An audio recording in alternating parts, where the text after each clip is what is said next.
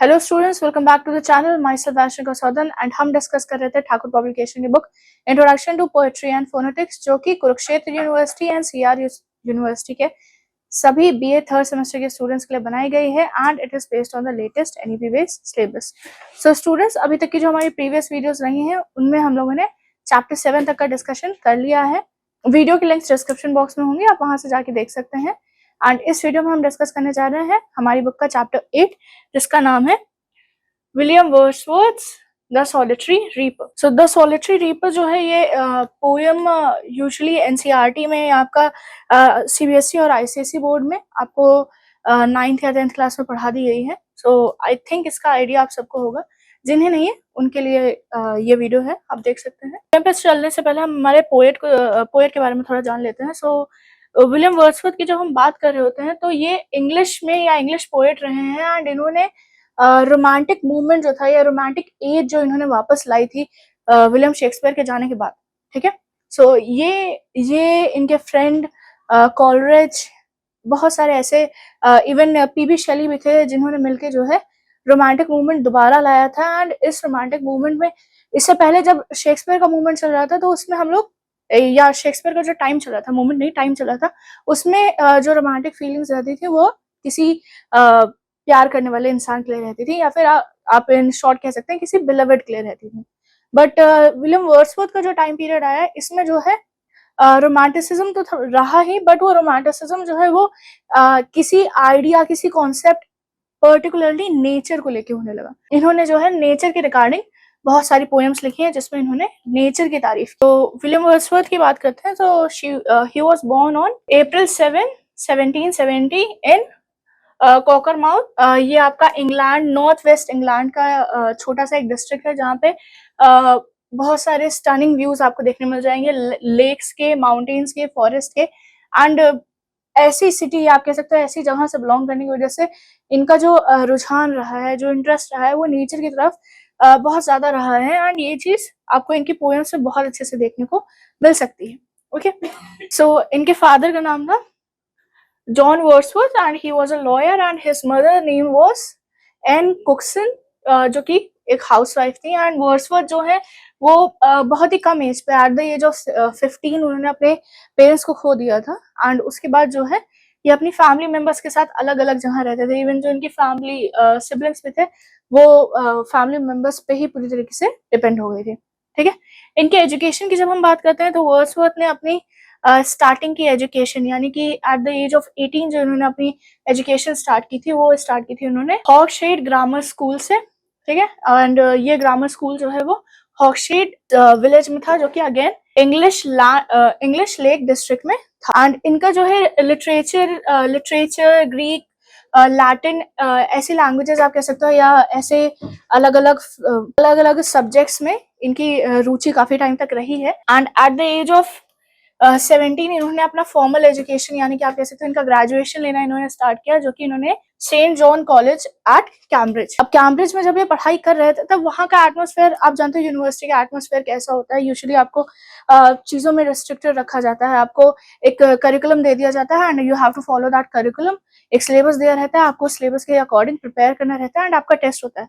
सो ये जो करिकुलम था या आप कह सकते हो ये जो वहाँ का एनवायरनमेंट था वो वर्ड्सवर्थ को कुछ ज्यादा अच्छा नहीं लगा। वर्ड्सवर्थ बहुत सफिस्टिकेटेड नहीं है, ठीक है, एंड वहाँ पे वो बहुत ज्यादा बंदिश में फील करने लगे। एंड इसी वजह से इनके कॉलेज के पास थोड़ी दूर पे एक लेक एरिया था, एक माउंटेनस एरिया था, ये वहां जाना स्टार्ट कर दिया। एंड वहां पे जो है इनका पोएट्री की तरफ आप कह सकते हो रुझान और बढ़ता गया, नेचर की तरफ इनका रुझान ज्यादा रहा। एंड इसी वजह से इन्होंने अपना जो कॉलेज एयर्स भी है वहां पे भी अपनी कॉलेज की पढ़ाई से ज्यादा जो है जो ट्रेडिशनल एजुकेशन थी उससे ज्यादा इन्होंने ध्यान दिया कि सेटिंग नेचर से चीजें जानने की कोशिश की इन्होंने। एंड ये बहुत ही पैशनेट रीडर बन गए अपने टाइम पे। इनका जो भी पोएटिक सेंसिबिलिटी थी या जो भी पोएम को लिखने का तरीका था वो इनका एक तरीके से आया था, वो था इनके पर्सनल एक्सपीरियंसेस से एंड इनके जो ऑब्जर्वेशन, जो इंटरेक्शन इनका नेचर में होता था, माउंटेन एरिया में या इनके जो चाइल्डहुड एरिया था वहां पे जो हुआ था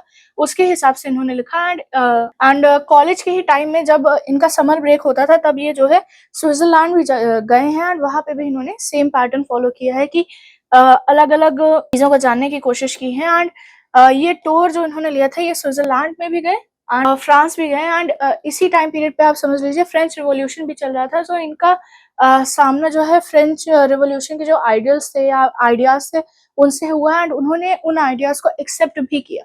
एंड इसी दौरान जो है जो फ्रेंच रिवॉल्यूशन का टाइम चल रहा है, यूनिवर्सिटी से ये हट के जो बाहर नेचर के साथ जो टाइम स्पेंड कर रहे हैं, इसी के साथ जो है इन्होंने अपनी पोएट्रीज भी लिखना स्टार्ट कर दिया। बट इन्होंने 1793 से पहले कोई भी पोएम पब्लिश नहीं कराई थी, बस पोएम्स लिखी ही थी। ठीक है, सो पोएट्रिक करियर पे चलते हैं इनके। तो अगर करियर की बात करते हैं तो एज अ पोएट जो है इन्होंने 1787 में पोएम लिखनी स्टार्ट की एंड उसमें भी इन्होंने कुछ सोनेट्स लिखी जो कि द यूरोपियन मैगजीन में पब्लिश। एंड जब तक ये कॉलेज में थे जो है इसी टाइम इन्होंने फ्रेंच मतलब फ्रांस भी गए, स्विट्जरलैंड भी गए, इन्होंने यूरोप में भी ट्रैवल किया, यूरोप के भी अलग अलग सिटीज को, अलग अलग कंट्रीज को देखा। एंड उनका ये जो जर्नी उन्होंने की थी उसका इन्फ्लुएंस, उसका जो एम्पैथी है वो सब जो है वो इनकी पोएम्स में देखने को आपको बहुत अच्छे से मिलेगा। अभी आप ये जो सॉलिटरी रीपर पढ़ेंगे इसमें भी आपको इसका एक इंटरेक्शन मिलेगा। सो इनकी जो पोएम्स सबसे ज्यादा फेमस हुई और पब्लिश हुई वो थी 1970। सो इनकी जो पोएम जो सबसे पहली पोएम इनकी पब्लिश हुई पर्टिकुलरली वो 1793 में पब्लिश हुई एंड उसका नाम था एन इवनिंग वॉक। एंड इसी के साथ इन्होंने एक डिस्क्रिप्टिव स्केचेस भी बनाए जो कि पब्लिश हुए सेम ईयर में ही। एंड इन दोनों की वजह से इनका जो राइटिंग करियर था या इनका जो overall as a poet career था वो आगे बढ़ा। एंड इसी दौरान जो है 1975 में इनकी मुलाकात सैम्यूल टेलर कॉलरेज से हुई एंड इन दोनों की फ्रेंडशिप काफी अच्छी हो गई। आप इतना समझिए कि इनकी फ्रेंडशिप इतनी अच्छी हो गई कि इन्होंने कई सारी सीरीज लिखी एक बुक की। ये जो इनकी पोयम थी इनकी बुक थी लिरिकल बैलेड जो है, ये आप कह सकते हो कि रोमांटिक मूवमेंट था, उसमें एक बहुत ही स्ट्रॉन्ग स्टेप बना, एक बहुत ही स्ट्रॉन्ग पॉइंट बना जिसकी वजह से रोमांटिक मूवमेंट आगे बढ़ता चला गया। ठीक है, एंड रोमांटिक मूवमेंट आगे बढ़ता जा रहा है, इनका करियर भी आगे बढ़ता जा रहा है। एंड इन 1807 जब इनका करियर इनकी हाइट पे था तब इन्होंने पोएम्स लिखी, पोएम्स के नाम से इन्होंने बुक पब्लिश की जिसके 2 वॉल्यूम्स इन्होंने पब्लिश किए। थ्रू आउट हिज करियर इन्होंने ऑलमोस्ट 5000 थ्रू हिज करियर इन्होंने 500 सोनेट्स लिखी हैं। एंड ऐसी भी नहीं है कि वो सोनेट्स कहीं खो गई, वो सोनेट्स आपको हर जगह अवेलेबल हो जाएंगे। एंड इसी वजह से जो है इनको जो है वन ऑफ द फाइनेस्ट सोनेटियर माना गया है इंग्लिश लिटरेचर में। इनके कुछ मेजर वर्क्स को देख लेते हैं। तो सबसे पहला तो मैंने आपको बता दिया कि लिरिकल बैलेट इन्होंने पब्लिश की थी कॉलरेज के साथ। ठीक है, अब लिरिकल बैलेट में जो है इनकी कुछ पोएम्स, अब लिरिकल बैलेट में कुछ पोएम्स इनकी पब्लिश हुई थी, उसमें से कुछ हैं टिंटन एबी। ठीक है, जिसे lines composed by a few miles above Tintern Abbey के नाम से जाना गया। एंड माइकल, ये दोनों पोएम्स जो हैं वो लिरिकल बैलेट के सेकंड एडिशन में पब्लिश हुई हैं 1800 में। ठीक है, इसके अलावा कंपोज्ड अपॉन वेस्टमिनिस्टर ब्रिज भी इनकी एक है जो कि 1802 में पब्लिश हुई है। द प्रिल्यूड है जो कि ये पूरा बुक का कलेक्शन है जिसमें इन्होंने बहुत सारी पोएम्स डाली हैं। एक पोएम का कलेक्शन है जो कि 1799 से 1805 के बीच में इन्होंने पब्लिश किया था। पोएम का मैंने आपको बता दिया कि 2 एडिशंस इन्होंने पब्लिश किए थे। इसके अलावा जब मैं पोएम की बात करती हूँ तो कुछ पोएम्स इसमें जो इंक्लूड हुई थी, फर्स्ट आ जाती है ode imitation of immorality, the solitary reaper. अब आपको समझ में आ जाएगा, द सोलिटरी रीपर जो है वो इनकी जो बुक थी पोएम्स उसी का एक कलेक्शन है। आप कह सकते हो सोलिटरी रीपर जो है वो उस बुक का एक पार्ट है। ओके, डैफोडिल्स, ये भी आप लोगों ने स्कूल में पढ़ी होगी, आईसीएसई बोर्ड में ये बच्चों को पढ़ाई जाती है। Ode to duty, London 1802, then guide to the lakes 1810 में पब्लिश हुई है, द एक्सक्रूशन 1814 एंड लियोडामिया 1815 में पब्लिश हुई है। ठीक है, सो ये हो गई इनकी जो फेमस वर्क्स रही हैं जो बहुत ज्यादा लोगों को पसंद आई हैं वो। एंड ऐसे इनका करियर आगे चलता रहा and eventually on April 23, 1850 he died. And इनकी जो वाइफ थी उन्होंने इनकी बॉडी को जो है सेंट ऑक्सफोर्ड चर्च में बरी किया था। इनकी डेथ के कुछ टाइम बाद ही जो है इनकी वाइफ ने इनकी कुछ बुक्स थी, इनकी जो कुछ पोएम्स थी वो पब्लिश की थी। पहली थी द प्रिल्यूड। ठीक है, एंड द प्रिल्यूड को ही जो है पोएम टू कॉलरेज के नाम से जाना जाता है। एंड ये पोएम जो है इसमें मोस्टली जो है इन्होंने अपने फ्रेंड को कॉलेज को लेके पोएम्स लिखी हैं जो कि इनकी वाइफ ने पब्लिश कराई थी, ठीक है। एंड इनकी एक खास बात रही वो ये थी कि 1843 में जो है इन्हें first and the only poet Rowlatt माना गया जिसने अभी तक कोई भी एक ऑफिशियल वर्स नहीं लिखी थी, ठीक है। सो ये तो बात हो गई हमारे ऑथर की, हमारे पोएट की। अब हम चलते हैं हमारी पोएम द सॉलिटरी रीपर पे, ओके। सो पोएम स्टार्ट करने से पहले आप एक चीज जो मैंने आपको पहले भी बोली थी वो ये थी कि इन्होंने यूरोप की कई कंट्रीज को विजिट किया था। So one of those countries was Scotland, ठीक है। एंड स्कॉटलैंड में जो इनका एक्सपीरियंस रहा है उसकी एक झलक इन्होंने जो है इस पोएम में एक्सप्रेस करने की कोशिश की है। एंड इन्होंने स्कॉटलैंड का एक ग्रीन लैंड आप कह सकते हैं हाईलैंड दिखाया है जहाँ पे एक लड़की है जो हार्वेस्ट कर रही है क्रॉप्स को एंड वो उससे देख रहे हैं, ठीक है। एंड वो जो लड़की है वो हार्वेस्ट करते हुए कोई गाना गा रही है जो वर्ड्सवर्थ को समझ में नहीं आ रहा, बट वो उसका गाना सुन के he is very you can say mesmerised, वो बहुत ज्यादा मंत्रमुग्ध हो गए हैं। एंड वो वहीं पे खड़े होकर उस लड़की को देख रहे हैं एंड उस लड़की को देखते हुए इनके दिमाग में क्या क्या आया वो उन्होंने इस पोएम में एक्सप्रेस किया, ठीक है। सो पोएम की सेटिंग कहाँ पे है?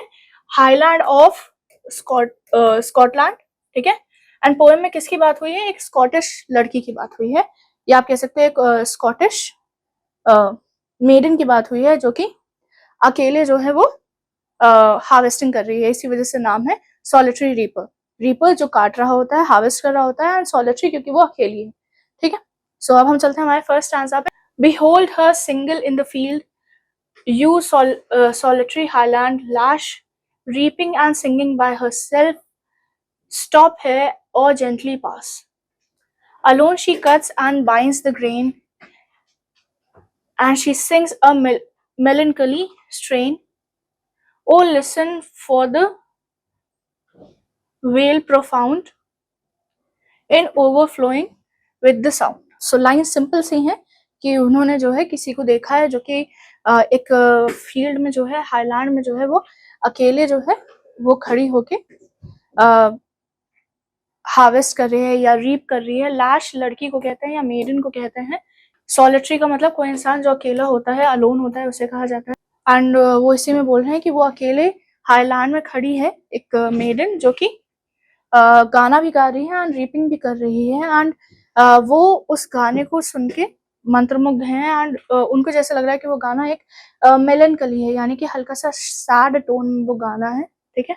एंड वो इतना ज्यादा उस लड़की के लिए या आप कह सकते हो उस मेडन के लिए कंसर्न है कि अगर कोई पासर बाय आ रहा है तो वो पासर बाय से दो रिक्वेस्ट कर रहे हैं, या आप कह सकते हो एक रिक्वेस्ट कर रहे हैं।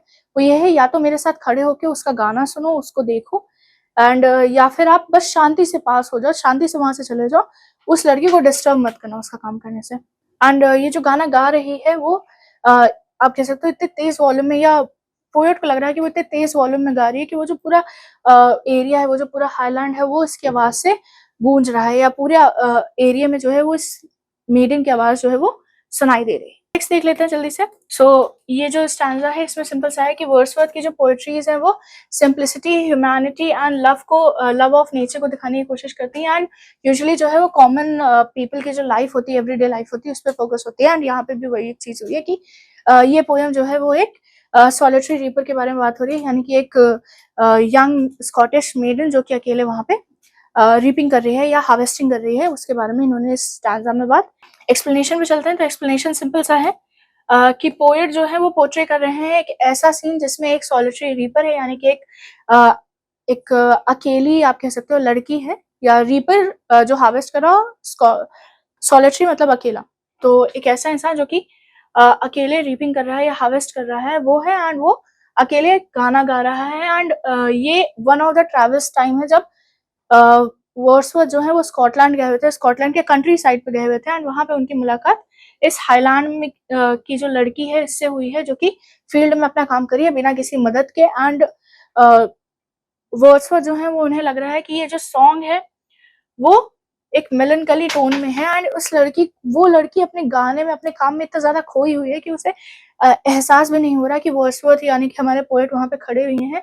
एंड यहीं पे जो है वो उसके सॉन्ग की ब्यूटी की तारीफ करते हुए वो कहते हैं कि जितने भी पासर्स बाय हैं या तो वो शांति से वहां से चले जाएं, ठीक है, एक चीज वो कर सकते हैं कि शांति से चले जाए, उस लड़की को डिस्टर्ब ना करें, या फिर ऑथर के साथ, पोएट के साथ वहां खड़े होके उस गाने को सुने, उस लड़की के गाने को सुने एंड उसकी म्यूजिक जो है, उसकी जो साउंड है उसको एंजॉय करें। और पोएट की नजर में क्या हो रहा है कि पोएट की नजर में जो पूरी वैली है, ठीक है, वो पूरी वैली जो है वो इस सॉन्ग से गूंज रही है या इस सॉन्ग से पूरी तरीके से भर गई है पोएट की नजर में। एक्चुअली नहीं, पोएट की नजर में जो है वो इस गाने से वो वैली पूरी तरीके से भर गई है। ओके, सो ये हो गया हमारा स्टैंजा 1। नेक्स्ट स्टैंजा पे चलते हैं। No nightingale did ever chaunt more welcome notes to weary bands of travelers in some shady haunt among Arabian sands.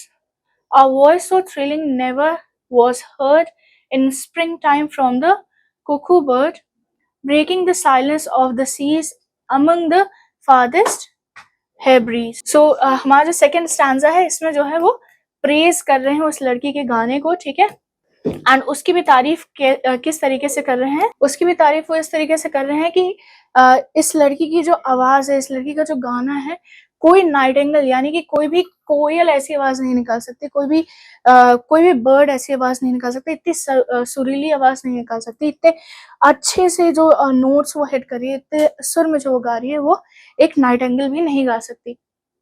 And जितने भी ये कुछ इस तरीके से हो गया कि जैसे एक ट्रैवलर अगर अरेबियन सैंड में जा रहा है एंड अचानक से उसे एक बहुत ही शेड मिल जा रही है, बहुत ही एक शांत सा एरिया मिल जा रहा है जहाँ पे उसको आराम करने के लिए मिल जा रहा है, ठीक है। सो ये जो मेडन है इसकी आवाज इतनी सुरीली है कि वो नाइटिंगेल से भी अच्छी है, नाइटिंगेल से भी सुरीली है, एंड ऑथर को ऐसा लग रहा है, पोएट को ऐसा लग रहा है कि जैसे कि एक रेगिस्तान में उन्हें एक छाव का एरिया मिल गया जहाँ पे वो आराम कर सकते हैं। इसके बाद वो कंटिन्यूएशन में आगे उसकी तारीफ ही करते हैं कि उसकी आवाज जो है वो इतनी सुरीली है कि जैसे लग रहा है कि कुकू बर्ड जो है वो स्प्रिंग में जो है जब कोयल अपनी आवाज निकाल रही होती है वैसी आवाज उसकी लग रही है। एंड इसकी जो आवाज है ये पूरा जो आसपास हमारे पूरा मतलब शांति बनी हुई है, पूरा समुद्र जितना शांत है ना, वो इस शांति को पूरी तरीके से तोड़ रही है अपनी सुरीली आवाज के साथ, ठीक है। सो इस सेकेंड स्टैंजा में आप देख रहे हैं कि वो किस तरीके से उसकी तारीफ कर रहे हैं। ओके, कंटेक्स्ट देख लेते हैं।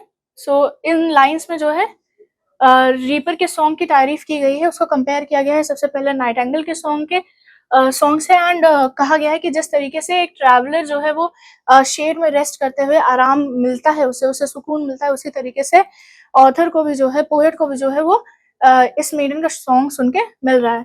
इसके अलावा उन्होंने एक और कंपैरिजन किया है, वो किया है उन्होंने कुकू बर्ड के साथ जो कि स्प्रिंग टाइम में गा रही होती है एंड उसकी आवाज बहुत थ्रिलिंग होती है जिस तरीके से, वैसे ही इस मेडन की भी आवाज थ्रिलिंग है। एंड ये शांति को जो है हेब्रिड आइलैंड की जो शांति है वो उसको अपना गाना गा के पूरी तरीके से तोड़ दे रही है एंड वो बहुत ही सुरीला गा रही है।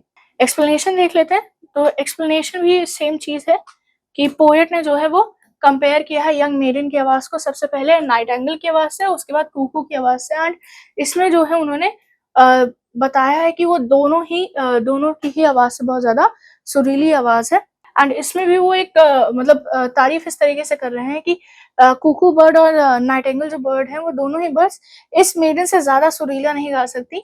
नाइटिंगेल की जो आवाज है वो जिस तरीके से नाइटिंगेल की आवाज जो है वो थके हुए ट्रैवलर्स को आराम देती है, ठीक है, वैसे ही जो है ये मेडन की जो आवाज है वो बहुत ही कामिंग वॉइस है एंड वो जो है ट्रैवलर्स को, स्पेशली हमारे पोएट को जो है वो आराम दे रही है, ठीक है। एंड जिस तरीके से स्प्रिंग टाइम में कुकू बर्ड की आवाज होती है जो सबके अंदर एक थ्रिल, एक एनर्जी लाती है, वैसे ही इस मेडन की आवाज भी जो है वो सबके अंदर एक थ्रिल ला रही है, एक एनर्जी ला रही है। एंड जिस तरीके से स्प्रिंग टाइम में कुकू बर्ड की आवाज जो है वो साइलेंस को ब्रेक करती है, उसी तरीके से ये मेडन की जो आवाज है वो हाइब्रिड्स आइलैंड की जो शांति है उसको तोड़ती है एंड पूरे जो आइलैंड है उसको अपने गाने से भर देती है। सो ये हमारे स्टैंजा थर्ड का एक्सप्लेनेशन। इस स्टैंजा पे चलते हैं। सो स्टैंजा थर्ड हमारा हो जाता है, Will no one tell me what she sings? Perhaps the plaintive numbers flow for old, unhappy, far off things and battles long ago, or it is some more humble lay, familiar matter of today. some natural sorrow, loss or pain that has been and may be again.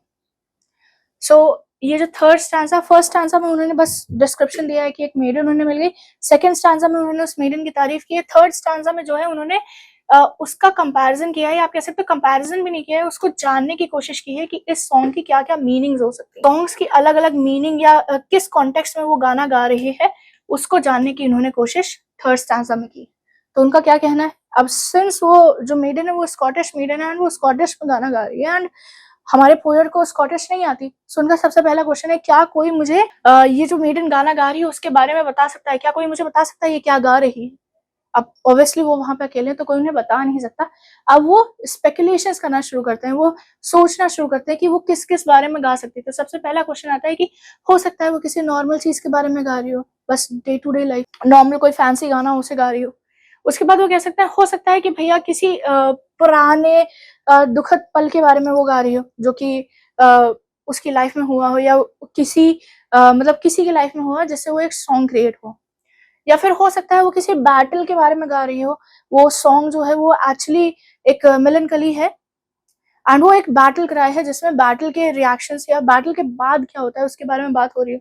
And इसके बाद कह सकते हैं, कहते हैं कि शायद हो सकता है कि हमारी जो डे टू डे लाइफ होती है उसके रिलेटेड वो कुछ गा रही हो, सैड नहीं गा रही बट जो हमारी डेली लाइफ में हो रहा था उसको कुछ गा रही हो। एंड आखिर में वो कहते हैं कि हो सकता है वो कुछ ऐसा गा रही हो या किसी ऐसे चीज को कनेक्ट करके गा रही हो, किसी ऐसे थीम पे गा रही हो जो कि सैड है, लॉस से रिलेटेड है, पेन से रिलेटेड है एंड वो जो है दोबारा होने की आशंका है।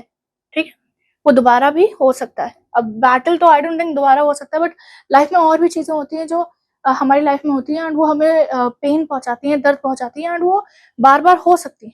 सो ये थर्ड स्टैंजा में उन्होंने कंपैरिजन किया है, तीन चार कंपैरिजन है कि नॉर्मल चीजों के बारे में बात कर रही हो, किसी सैड चीज के बारे में बात कर रही हो, किसी बैटल के बारे में बात कर रही हो, हमारे डे टू डे लाइफ के बारे में बात कर रही है, या फिर किसी ऐसी चीज के बारे में बात कर रही है जो उसकी लाइफ में पहले हो चुका है एंड वो दोबारा भी हो सकता है।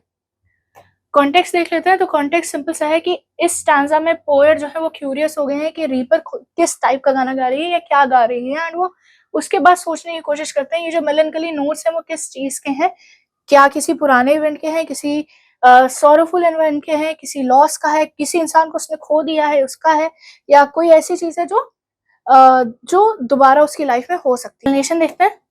तो इस स्टैंजा में जो है पोएट एक्सप्रेस करते हैं अपनी फ्रस्ट्रेशन, क्योंकि उन्हें जो है ना ही गाने की थीम समझ में आ रही है, ना ही गाने की लैंग्वेज समझ में आ रही है, उन्हें समझ नहीं आ रहा है कि वो लड़की गा क्या रही है एंड इसी वजह से वो सबसे पहला क्वेश्चन वो अपने रखते हैं कि क्या कोई मुझे बता सकता है कि वो गा क्या रही है।